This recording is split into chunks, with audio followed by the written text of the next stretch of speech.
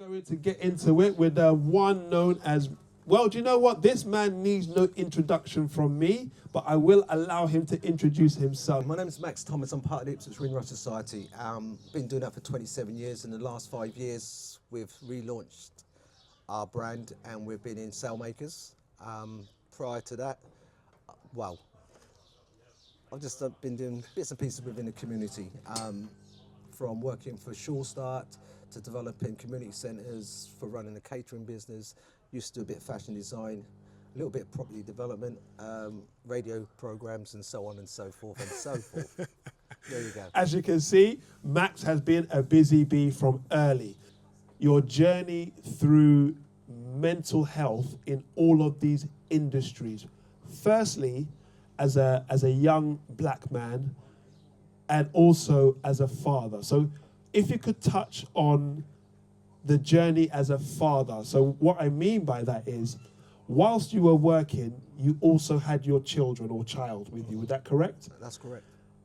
And being in these industries as a trailblazer is not easy. Like, I've heard that you were only one of the first black men to be working in Sainsbury's in such a big capacity.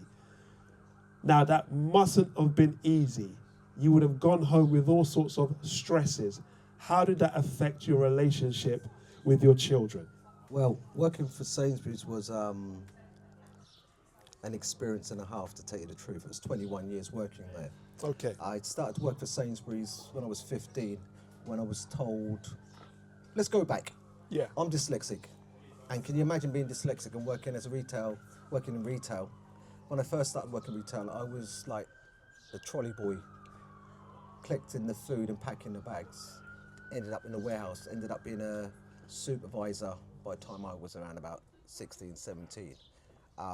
From doing those kind of jobs, I was recognised by a certain manager who came from Whitechapel. I'm going to have to call his name out because I have to salute him, Dougie Becker, who recognised certain things about me, characteristics that other managers weren't allowing me to come through, but I was doing those jobs. So by the age of 17, 18, I was seconded to be a manager through the back door. Okay. And I was told I was not capable of doing that by other managers and the HR team. Can I ask a question? Yes. In the midst of that, do you believe that was because you were a man of colour, or because it was prejudice against your dyslexia? They didn't know I was dyslexic. I kept that hidden for 21 years. Right. If I found out that I couldn't read, there was no chance. Right. Okay. So I had to be better and use my capabilities, my other sensories, to make that work for me. You cannot be a man of colour and just come and be mediocre. True. You've got to be the best of the best. Yeah. Because that light is shone straight on you. Yeah. So you have to reach targets, have better standards, put in the extra hours for them to not put a finger on you. Yes. Sainsbury's has a very strong training package, and somehow I managed to. I was always going on courses. They said because there was a thing about going on courses. I ended up working with a lot of the trainers who wanted to second me to help to do the training. Okay. And then going back and reporting back to the stores and the company and saying, this guy needs support because he's achieving so much and he can articulate himself so well. The racism was there. Okay. Directly, indirectly. Yeah. Not only from the general public, but internally as well. Of course. But still, we rise. we have to. Yes. And when you've been told repeatedly that you're no good, you still have that kind of imposter syndrome upon you, which again affects your mental health, that you do extra and above. So when you went home to your Alicia, daughter, my daughter, she was my big up number one. Alicia. Yeah. I needed her, like myself, when I went to Birmingham and saw professional people of colour running businesses in higher positions, looking around Ipswich, and I just didn't see that. Right, okay. So I believed that I had to push my daughter to go. So going through all those trials and tribulations clearly bolstered your mental health and your understanding that you have to put certain things in place for your children, so your child, Alicia. When you guys were at home, did she feel the effects of what you were going through in the world as a man? No, I was actually Dad, and Dad was able to kind of shield away from all of those kind of things. Right. What I was going through, my struggles, I wouldn't feel it's right. There's a thing, you use the word dad. There's a difference between being a father and a dad. Thank you for the clarification. Right? Anybody can father a child. Yes. But being a dad, there's a very, very thin line between having that value, the respect, and that loving understanding to the child. So they can come to you at any time and share with so many things that you would think, well, sometimes you're shocked, but you can't really show that kind of like, wow, did she really say that? Yeah. But you have to then give her the opportunity to share and develop what she's actually going to experience. And you have to be, from the age of get-go, tell her the realities of life. Yeah. Now, my father was a father. Okay. And I have to say thank you to him for being a father. Yeah. Right? He was there. Even though he was absent, he was there. Yeah. But he was the catalyst that made me who I am, because he was, wow. Old time black man. Old time. Yeah, okay. And that's something I'd also touched on with a previous guest, Can Be Inspired, that our fathers came from a different time. They were instructed on how to be male, whereas what I've experienced is in this era, we can actually feel what it is to be male, i.e. we are allowed, or we have been allowed to a certain degree, to express ourselves, whereas our fathers were told how to be male. You don't do this, you don't cry, you don't show that emotion, you don't go there, you drink this, you eat that. Whereas I've experienced a different flow, which is, you know what? Express yourself, but don't be shocked if the world doesn't take to it. Would you agree that you've experienced both sides of the coin? To be able to express yourself and to be and it was something that I wasn't able to for many, many, many years. But being able to, how can I put it, be in control or be in charge of my own destiny and making choices, I then was able to find myself a voice. That voice that you didn't have for so many years, where people were ridiculing you, putting you down, telling you're not capable, you're never going to be achieving certain things, and then those same people are now looking at you and thinking, how the heck did he do that? Yeah. But you've got to remember that those people, they didn't have high expectations of themselves, so they then want to put that onto you. And that ain't coming into teaching and schooling. Can I interrupt you? Yeah. You said, I like what you just said. The people who ridicule other people don't have high expectations of yourself. Now, Of themselves. Of themselves. Thank you. You've also worked in Murrayside in a leadership capacity. How often did you see that in the youth that came through the door? To see a black man in those positions and young black men or people, or black girls as well, coming in as a position, at that position, they don't see that. So they haven't got nothing to aspire to, so they're quite shocked. I go into schools and they're shocked to see a black man come in and do storytelling and poetry and history as well. Yeah. These are things, are tools that have been come to me now. These are things that have only just evolved through the hardships. So when you see these youngsters coming into Murrayside with lack of self, lack of belief, lack of seeing themselves aspiring to these things, it's sad, but I don't want to hear that word potential.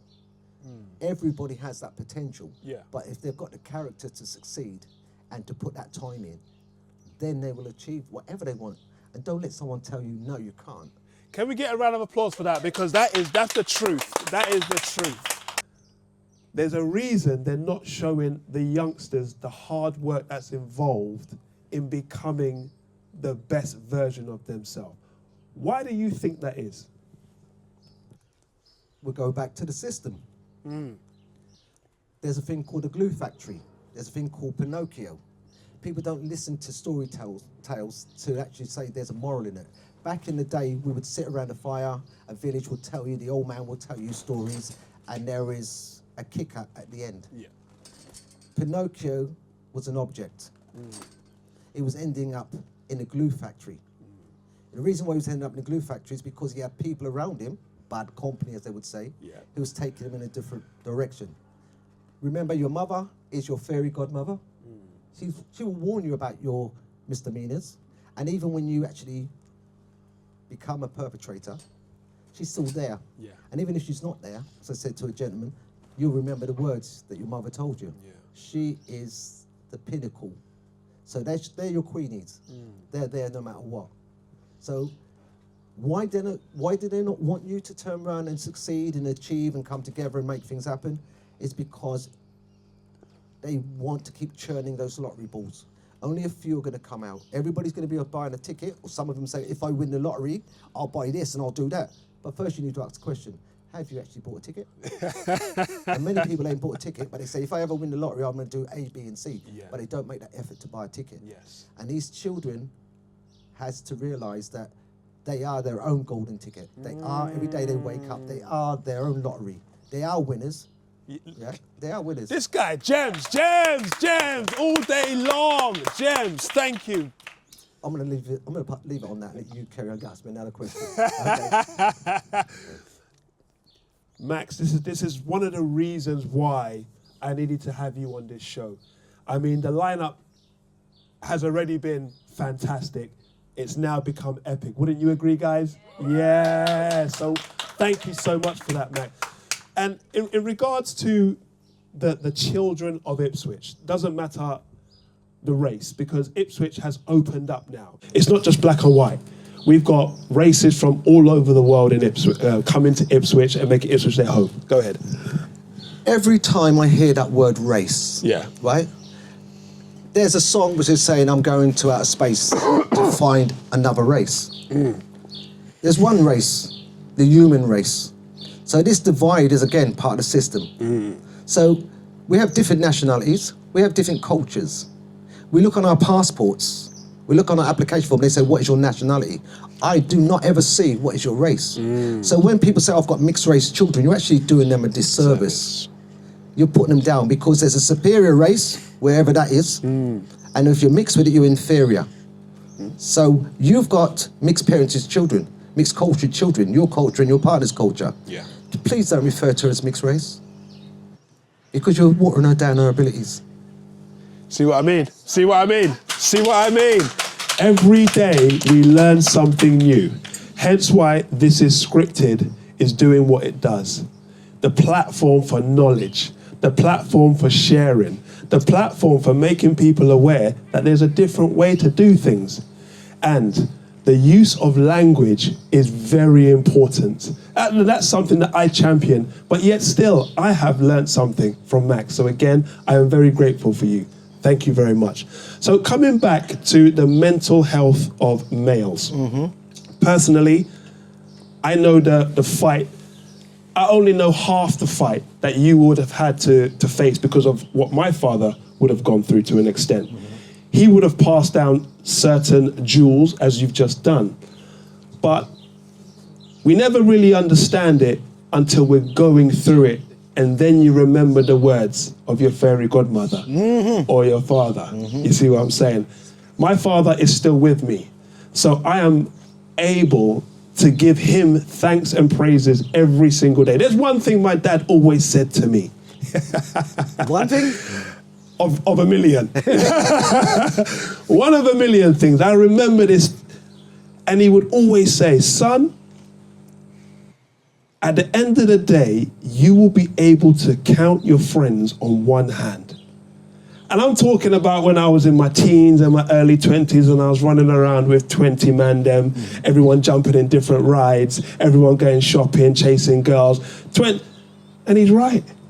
At this age, I can count. I've got 3 friends. 3 friends that I can say, hand on heart, if and when I need them, when I need to cry on someone's shoulder, those are the people that I can call. How can we, as older gentlemen, let the youth know that there's nothing wrong with having friends, but understand that there is a season and a time for everything. How do you think we can get that message across to them? Well, a lot of men, because we're focusing on men's mental health, Yes. like sports. And if you look at sports, consider it like the high jump. You set the bar to the height that you want to elevate to, you can achieve or stretch yourself. If you've got that bar on the floor and you've got friends just stepping over it, or sitting in the stands in the auditorium cheering you on, they're not the friends you want. Because they can say whatever they want, but they're not going to be there when you have to take that leap of faith. Yeah. That leap of faith, you're going to be on your own. Yeah. And my father I said to my daughter a long time ago, when she wanted to go to a place called Stimulation, and I have to mention that. She was 12, 13 years old, and her mother was going to let her go to Stimulation. Yeah. And the words was, get your education before you get your stimulation. Yeah. Right? And she always remembered that, and she always comes and point out to me, right? Right, and she's 13 years old, and her parent and her mother, and that's why I say children need to have a male involved in bringing up a child. Yeah. Because if you only have the mother there and the father's not there must have already been a mistake. There must have been a mistake. Because the dad's not there for one reason. You're selected. You've got to look at the man and say, is this man, and I'm going to use it, can he plant a seed in fertile ground or torrid ground? Is this somebody that I can be looking at in 10, 20, 30 years and saying, he was a good man, he was a good dad, and the child wouldn't get married to give that child away. The mum and dad is proud. Yeah. And looking at each other and saying, yeah. If you're not doing that because it looks fashionable and it's nice to have a baby, then you're doing a disservice to your child. Yeah. And that is where we need to break that cycle. For women to value themselves, and for men to start to value themselves. And it's hard for men to be men because the stereotype, with the empowerment group that I've put together for over 25 years, we've had men there cry, we have men share their stories. There's some people who are still kind of like very closed doors. But we've put a template together, which maybe some of them won't ever be able to replicate, but at least they're getting some kind of model to try to emulate. And that is a very important part of community work. Taking it upon yourself to be selfless, go out there and set up safe spaces for males to express themselves. Now, you are heavily involved in the Ipswich Windrush Society. I'm glad you used the word Ipswich. Ipswich. The Ipswich Windrush Society. How often are you able to bring the young black Caribbean males into what you're doing as a father and a model? How often do you get them in? I've been fortunate. I was working with an organisation called Wolsey 550. Okay. We've been since January for the last 3-4 months going into schools all over Ipswich. The next school I'll be going into is Sygate Lane. That's not part of them, it's because I was there last year. They've invited me back to do another session. Congratulations. I've worked with numerous amount of schools, even down to the Ipswich school, which I never expected to be in. Okay. There's a school called Wolverston, just outside, where the bad boys used to go back in the 80s. But that was a project, and now that's a fantastic opportunity. Yeah. There's so many platforms that you can reach out to, bringing the schools into the Windrush Reflection Room. Yeah. I'm going to put it out here now so you guys know. One of the things that we're going to raise money for, and I need everyone, I want the community, this word community that you use, Yes. Let me just give you an analogy about communities. A community and communities is like a snooker or pool table. It has pockets.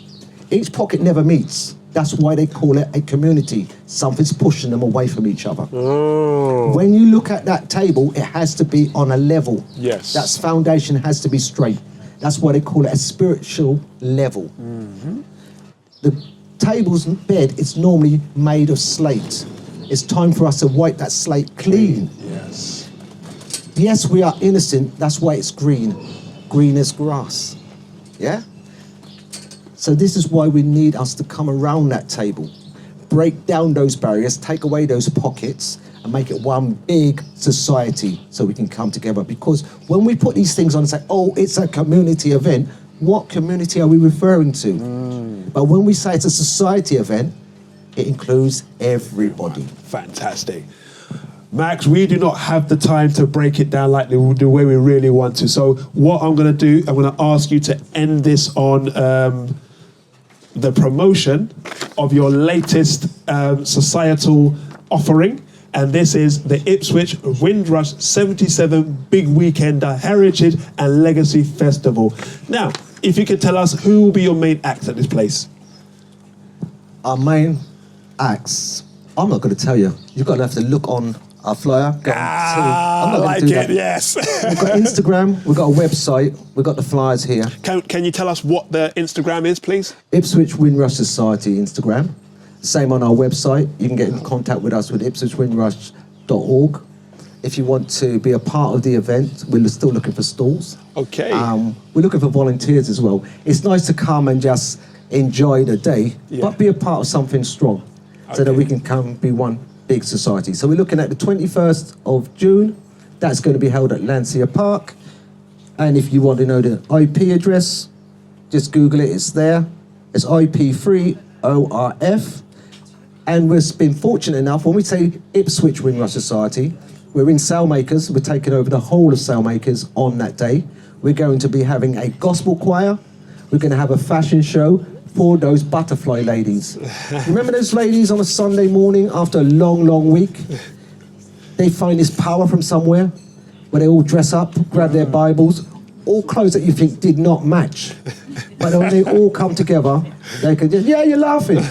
Those are their Sunday best. And that's what we want to do on that Sunday, that 22nd of June. Bring out the best of what we have as a big society. I'm going to leave it there. Fantastic.